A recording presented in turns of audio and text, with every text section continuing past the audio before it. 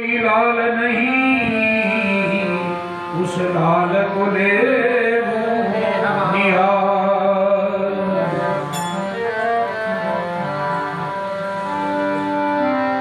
पुत्र वियोग में तो सुनो लगे महल ओरी आगो बहार।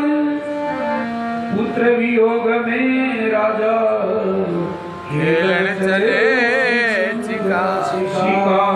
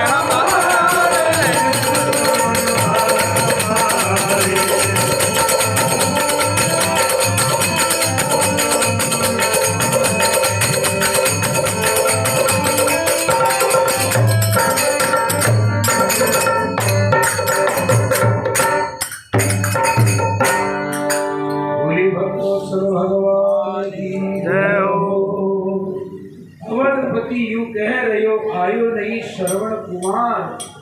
मेरे तो कोई लाल नहीं उस लाल को लेऊ निहाल।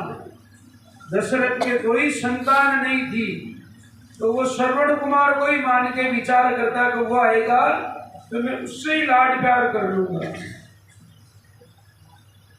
उधर श्रवण कुमार का पानी लेने के लिए जाना होता है और उधर राजा साहब अपने पुत्र के वियोग में संतान नहीं होने के कारण से उसे महल और बागो बहार अच्छी नहीं लगती है।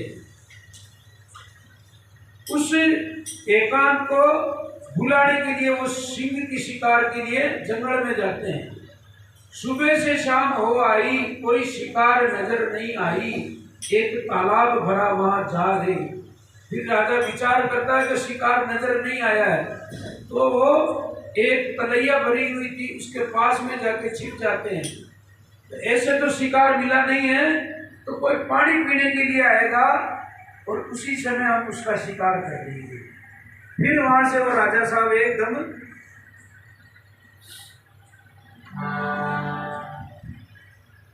एक वृक्ष की ओर के अंदर खड़े हो जाते हैं और उधर श्रवण कुमार कमंडल लेके पानी के लिए चलता है।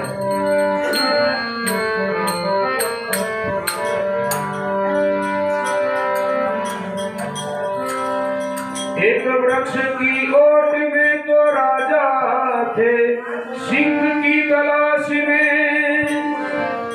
श्रवण कमंडल लेकर चला लेकर कमंडल हाथ में।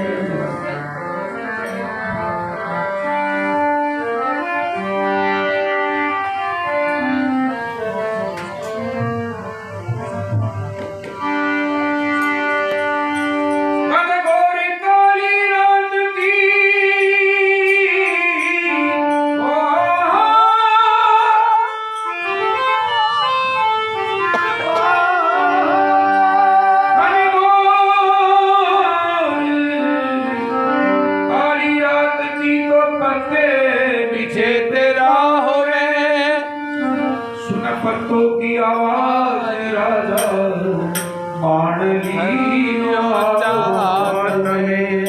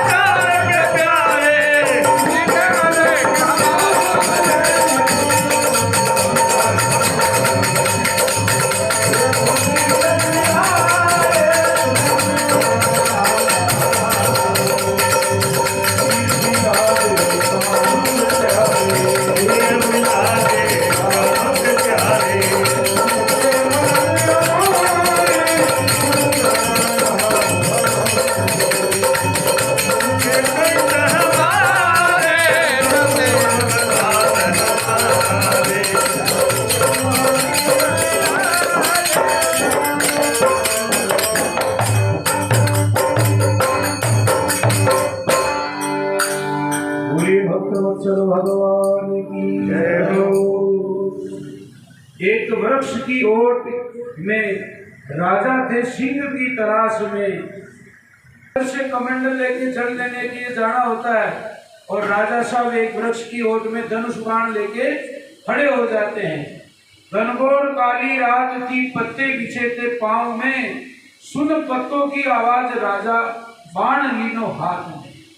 सूखे पत्ते के ऊपर श्रवण कुमार चलता है और पत्तों की आवाज को राजा दशरथ कोई जानवर मान लेता है कि जरूर कोई जानवर चल रहा है, अब ये पानी पीने के लिए जाएगा। और एकदम उस आवाज को सुन के वो बाण हाथ में ले लेते हैं और जैसे ही वो कमंडल को पानी में डुबोता है श्रवण कुमार, उस पानी की आवाज को सुन के राजा साहब शब्द वेदी बाण चलाते हैं और श्रवण कुमार का सीना चीर देते। अरे राजा सोचे सिंह कोई आयो, दशरथ ने बाण चलायो, अब हुयो कड़ेजे पार में, सुन श्रवण लाल हमारे। एकदम वो जब चिल्लाने की आवाज आई, मनुष्य की आवाज आई, फिर राजा विचार करता है कि मैंने तो सोचा कोई सिंह आया है और ये मेरे हाथ से कौन सा जुल्म हो गया, ये तो किसी मानव की आवाज लगती है। एकदम और राजा साहब कहते हैं, तीर सीना चीर कर तो पाल बनकर खा गया, आग की आवाज सुनकर राजा वहां घोड़ा हुआ आ गया। पूरे दीनबंधु भगवान की जय हो। जब तीर लगता है तो श्रवण कुमार घायल हो जाता है और उसकी रुदन भरी आवाज को सुन के राजा साहब वहां आते हैं। तीर सीना चीर कर काल बनकर खा गयो, सुन आहा की आवाज राजा दशरथ दौड़ो हुए वहां आ गए। एकदम श्रवण कुमार को देख के राजा साहब विचार करते हैं कि ये मेरे हाथ से कौन सा गुनाह हो गया है।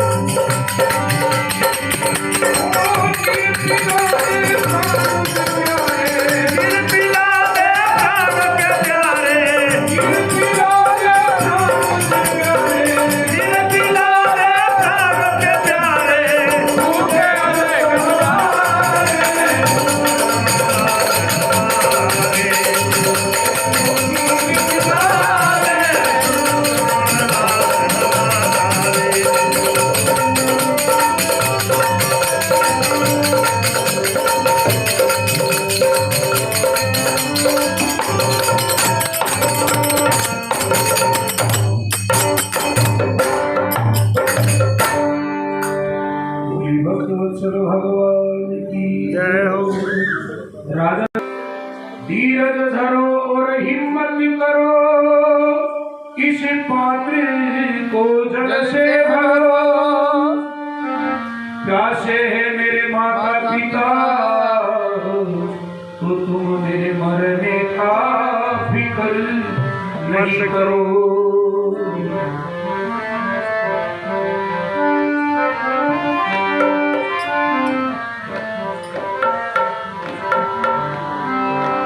पहले पानी पिलाना फिर यूं कहना कि श्रवण मरियो, बस अंत का यही तंत्र है।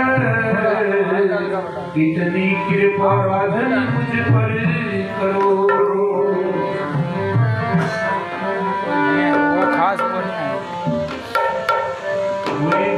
भगवान की जय हो। राजा साहब श्रवण कुमार से कहते हैं कि ये मेरे हाथ से बड़ा गलत काम हो गया है। उसी जगह वापस वो कहते हैं आप तो ये बातें मत करो, अभी इतना मेरा समय नहीं है। धीरज धरो, हिम्मत करो, इस पात्र को जल से भरो। प्यासे हैं मेरे माता पिता, मेरे मरने का तुम फिक्र नहीं करो। मेरे माता पिता यही पास में हैं और वो प्यासे हैं, आप उनको जाओ पानी पिलाओ।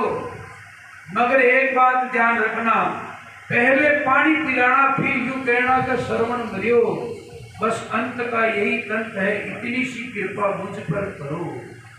राजा साहब को श्रवण कुमार ये बात कहते हैं और एकदम अपने प्राणों को त्याग देते हैं। प्राण त्यागते ही राजा साहब विचार करते हैं कि अब मैं इनके लाल को मार के और अब मैं उनके पिताजी माता पिता को पानी पिलाऊं, कैसे पिलाऊं। राजा साहब घबरा जाते हैं।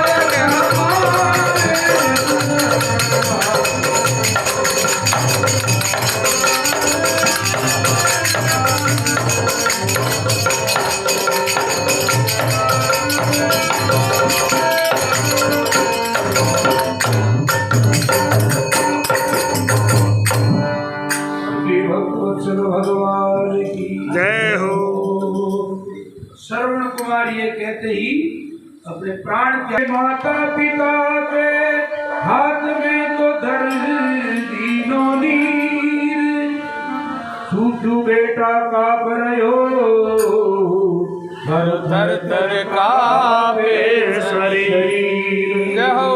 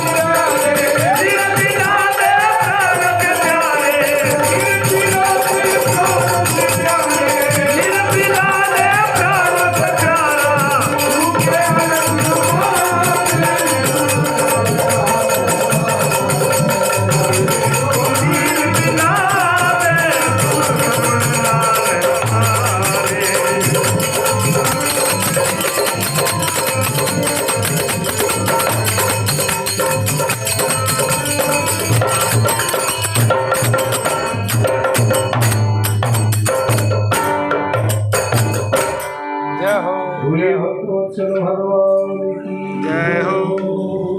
श्री एकदम जैसे वो कमंडल देता है तो उसका शरीर जूझ रहा था, कारण कि उसके हाथ से ही वो श्रवण कुमार मारा गया। एकदम माता पिता विचार करते हैं कि ये तो कोई श्रवण कुमार नहीं है, और उससे कहते हैं कि बेटा तू बोलता क्यों नहीं, तेरा शरीर क्यों कांप रहा है, क्यों जूझ रहा है? बोलो लाल कई आफत आई, तू तो श्रवण दी के नहीं, तू कौन है साच बता रे, सुन श्रवण लाल हमारे। अब तू साच साच बता रे, तू हमारे को श्रवण कुमार नहीं लगता है। तो राजा दशरथ हिम्मत करके वापिस जवाब देता है,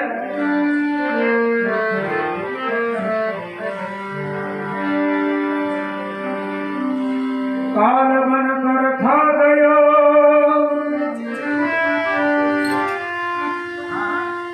काल बन करी खा गयो, तो मैं तेरे लाल को खा गयो, सिंह के भरोसे में श्रवण लाल मार्यो गयो।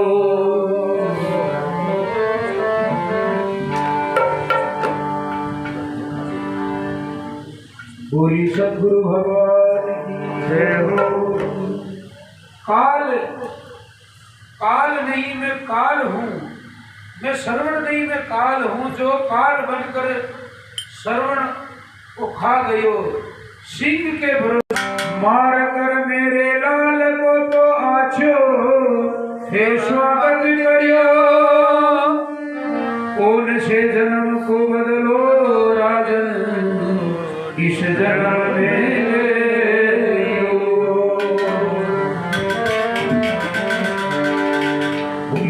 भगवान की जय हो।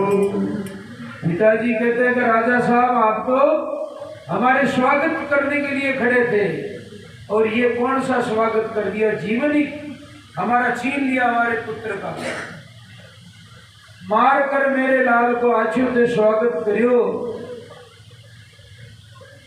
कहा तो कोई दूसरी बात थी स्वागत की और तूने मेरे पुत्र को मार के मेरा सम्मान बढ़ाने की बात कर दी। काल बनकर खा गए हो।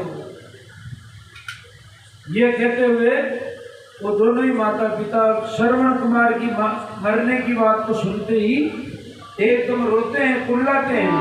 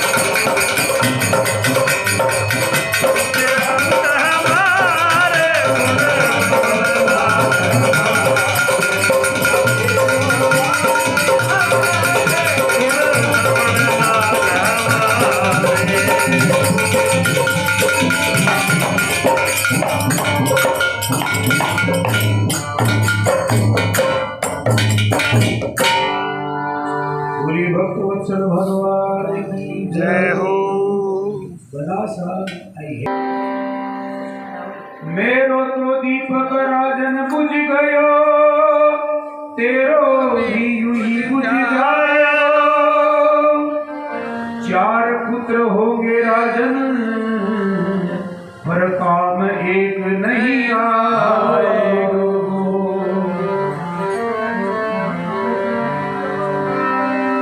पुत्र ममता को पता तो राजन तुझे भी लग जाएगा। हाय हाय के तो हुई यूं ही मर जाएगा।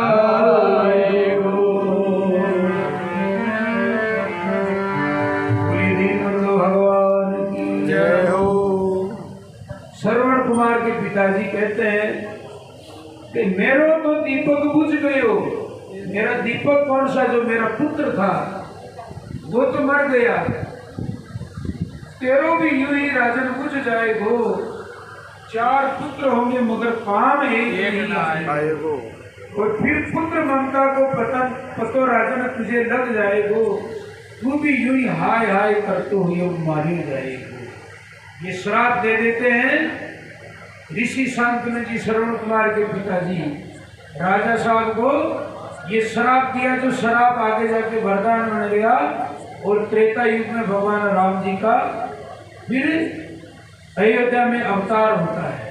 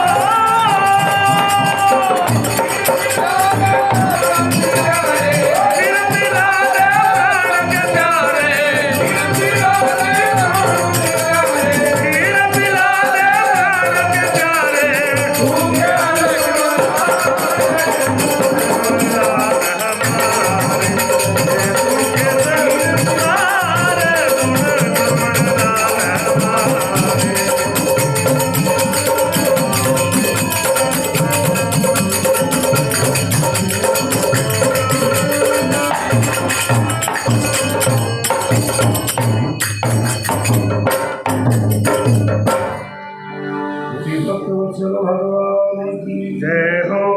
श्री माता पिता गुरुदेव जय हो। कि मेरो तो दीपक यूं ही बुझ गयो राजन, तेरो भी यूं ही बुझ जाएगो। चार पुत्र होंगे पर काम एक नहीं आएगो। नहीं आएगो। पुत्र ममता को पता राजन तुझे भी लग जाएगो। हाय हाय कहते हुए राजन तू भी यूं ही मर जाएगो। ये श्राप देके फिर श्रवण कुमार के माता पिता वहीं अपने प्राण त्याग देते हैं। ऐसा प्रेम, निश्चल प्रेम पुत्र वियोग में उन्होंने कह दिया कि जब हमारा पुत्र ही नहीं रहा तो हमें जी के क्या करेंगे। और दोनों ही वहां अपने प्राण त्याग देते हैं। राजा साहब घायल हो जाते हैं और फिर राजा साहब उनकी अपने राजकोष की तरफ से अंत्येष्टि क्रिया करते हैं। और फिर आगे ये रामायण का वृत्तांत और आगे बढ़ जाता है। ऐसे सभी के लिए ये भगवान की तरफ से प्रार्थना मानो, तो सभी को ही आज जो घोर कलिकाल का समय है जिसमें दूसरा ज्ञान तो थोड़ा ज्ञान है, जो माता पिता का ज्ञान बहुत हीन हो रहा है, नीचे हो रहा है, तो उसको समझे और माता पिता की सेवा को करके अपना जीवन का उतार कर दे। अगर आप और भी गहराई में जाना चाहो तो बिना माता पिता की आज्ञा के कभी भी संन्यास दीक्षा नहीं दी जाती है। और 4 प्रकार का संन्यास होता है। अगर